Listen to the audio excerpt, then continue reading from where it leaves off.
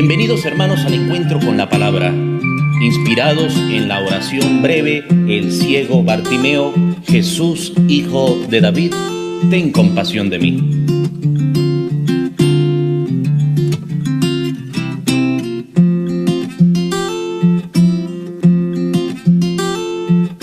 Y con ustedes el Padre Marcos Linares. El Evangelio que voy a leer está tomado de San Mateo, capítulo 5, versículos del 13 al 16. En aquel tiempo Jesús dijo a sus discípulos: ustedes son la sal de la tierra. Si la sal se vuelve insípida, ¿con qué se le devolverá el sabor? Ya no sirve para nada y se tira a la calle para que la pise la gente. Ustedes son la luz del mundo. No se puede ocultar una ciudad construida en lo alto de un monte, y cuando se enciende una vela no se esconde debajo de una olla, sino que se pone sobre un candelero para que alumbre a todos los de la casa. Que de igual manera brille la luz de ustedes ante los hombres, para que, viendo las buenas obras que ustedes hacen, den gloria a su Padre que está en los cielos. Hermanos, es palabra del Señor. Gloria a ti, Señor Jesús.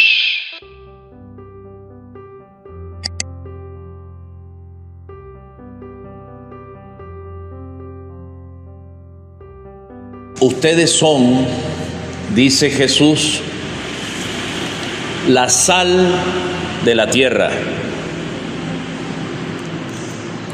Qué distinto es tomarse una sopa sin sal a tomarse una sopa con sal. Es muy distinto comerse una comida sin sal a que tenga su punto correcto de sal. Pues lo mismo sucede en nuestra vida. Cristo le dice a sus seguidores, pero también nos dice a nosotros, en la persona de esos seguidores, porque la palabra de Dios es para nosotros. Hay que abrir la Biblia y leerla.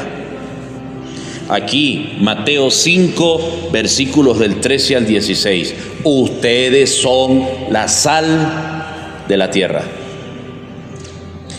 Nosotros somos aquellos que, con la ayuda de Dios, le conseguimos el sentido y el sabor a la vida.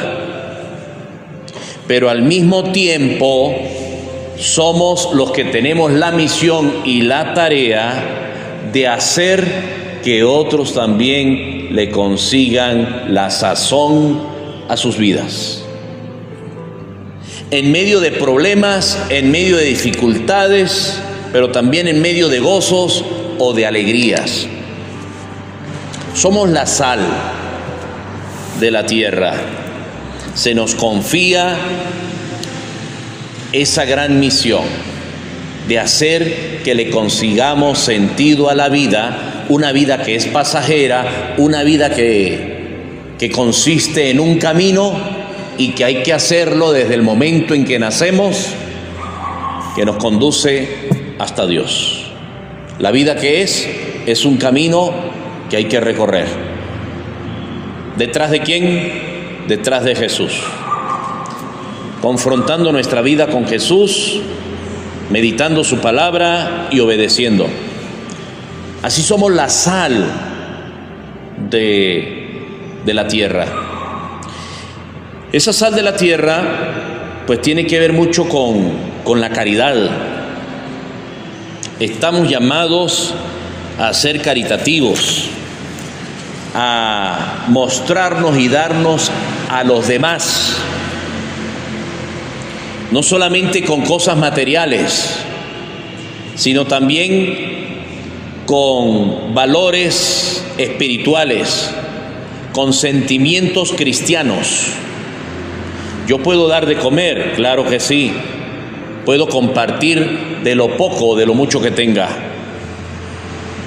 Si tengo mucho, comparto mucho. Si tengo poco, comparto poco. Pero también hay gente que en este mismo momento y en este mismo instante no tienen nada que comer y que están en situaciones peores que las nuestras. Hay que pensar en ellos. Y nosotros podemos darle mucho a ellos. No me refiero solo a lo material, si no tenemos mucho. Me refiero a lo espiritual. A que jamás pierdan la esperanza en Dios. A que confíen en que Dios envía sus mensajeros para ser socorridos y ayudados. Pero también podemos decirle a estas personas que no tienen nada que comer, que no tienen nada material, que ellos tienen mucho que dar, que tienen que dar el ejemplo de que perseveran en la fe, es decir, que a pesar de su situación escasa y pobre, nunca dejan de confiar en Dios. Hay que decirles que ellos en medio de esa situación también tienen en su corazón mucho amor para dar por medio del perdón, que no guardan rencor a nadie en su corazón,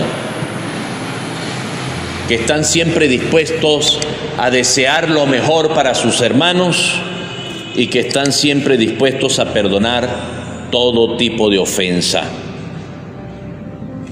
Es así como el Señor quiere que seamos instruidos en su palabra. Y gracias al Espíritu Santo es que lo vamos a comprender, no gracias a nuestras facultades intelectuales. Algunos dicen que tienen grandes facultades intelectuales, pero otros, y en mi caso, muy pocas. Y solamente nos queda confiar en la luz del Espíritu Santo para que nos ilumine y ponga en nuestra boca las palabras que son según su voluntad, no que son de las pocas cosas que yo haya podido aprender en la vida. Confiemos en Dios. Dios a nadie desampara. Es importante consultar el libro de los Reyes. En el capítulo 17 hay allí, en el primer libro de los Reyes, hay cosas extraordinarias que nos pueden animar y que pueden también darle sentido, la sal a nuestras vidas. Recuerdo, por ejemplo, que Dios hizo que Elías fuera alimentado por un cuervo. Un animal utiliza a Dios para que Elías sea alimentado. Imagínense ustedes, lo que parece imposible para nosotros es posible para Dios. Pero también hay un caso interesante si comenzamos a leer ese primer libro de los Reyes, capítulo 17. Vamos a ver el caso de Elías, alimentado por un cuervo. Pero también vamos a ver el caso de una viuda que tenía su hijo y que tenía un poquito de harina. Allí dice ese capítulo 17 que en su tinaja había un poco de harina y tenía en una vasija un poco de aceite, y que tenía nada más tenía la harina para su hijo, y si quedaba algo para ella, y solamente tenía un poquito de aceite para prepararle ese pan a su hijo y un poquito para ella. Y después, ¿qué esperaba ella? La muerte. La muerte. No tenía ningún tipo de esperanza en Dios. Lo que la esperaba era la muerte. Y se acerca Elías y le dice: deme pan a mí de eso que tiene. Y esta mujer es capaz de confiar en la palabra de Elías porque lo dijo en nombre de Dios. Confía en que después vendrán milagros para ti. Esta mujer se atrevió a confiar en Dios. Hay que dejar el temor. Hay que dejar el temor y empezar a confiar realmente en Dios, porque Dios no se aleja de nosotros. Hay que empezar a confiar en Dios, porque Dios no se aleja de nosotros. No es fácil, Pero no es nada fácil cuando no tenemos nada que comer, como le pasó a esta viuda. Solamente una comida y esperar la muerte. ¿Cuántos hermanos nuestros existen hoy así? Incluso vecinos, incluso familiares.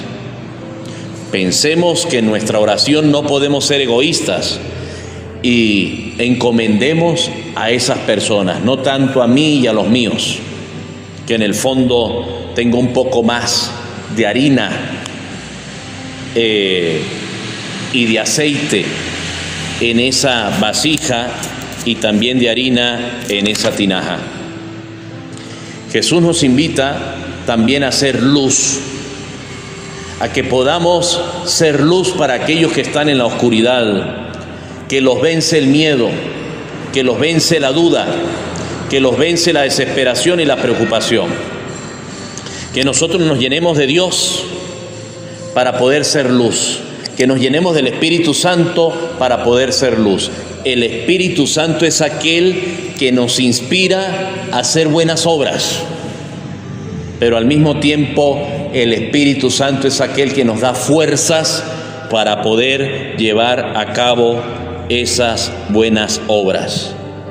Y que de esta manera, haciendo buenas obras, empezando por la casa, porque no podemos ser luz en la calle y oscuridad en la casa, empezando por la caridad, el servicio, la donación y la ayuda en la casa, podamos de esa manera ser dentro y fuera de nuestros hogares un testimonio vivo de las buenas obras que Dios nos permite hacer.